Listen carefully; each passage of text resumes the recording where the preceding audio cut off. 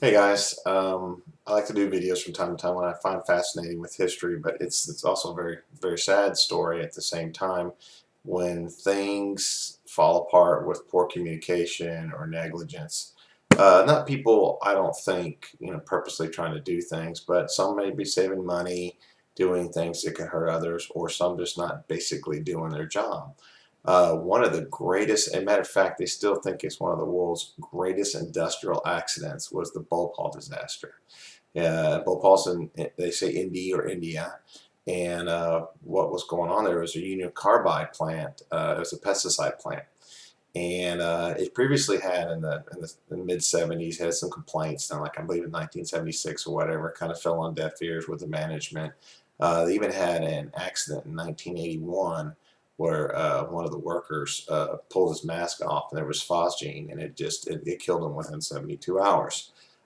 Telltale signs, numerous violations. The real interesting thing is there's an incredible amount of people that lived during this time. This is between December 2nd or 3rd in 1983. Anyway,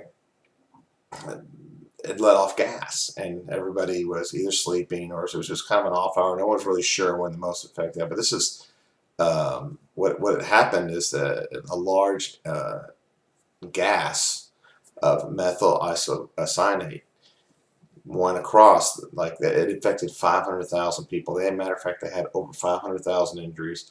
Like 34,000 were temporary, but I mean, it screwed up your eyes for a while, very puffy, get into your system and shut you down, and you were done. I mean, it really, even back then, even if they had medical attention, it had been tough. I mean, plus to have that large amount of people, they had like 3,900 people die. They also had like 3,800 that were permanently, they got blindness and people that didn't work, stroke type symptoms. I mean, you name it, breathing problems for the rest of their life. It's just crazy. It's poor people. I mean, it's like the pictures are just terrible. I mean, it's unbelievable what these poor people went through. Um, the interesting things that I found just looking around, and I originally read that it was a backflow of water problem due to poor maintenance. It was a lot more than that. There's actually claims have been made out there that it was a bunch of things that didn't happen. One is they were supposed to have a water curtain. What a water curtain is basically like a little fan that shoots water up in the air and mixes it up and dilutes the gas in the air. Well, the water curtain went high enough, so the gas went right over, then went back down into all the people. They did have a vent gas scrubber, and what this does, it helps to detoxify the gas, but the scrubber was turned off. Don't know why, just was. Also, the big problems with the storage tanks. Another one's interesting too. They had a flare tower. It was designed to burn off gas, but they disconnected the pipe for maintenance. So there's three or four things right there. Here's the fifth one.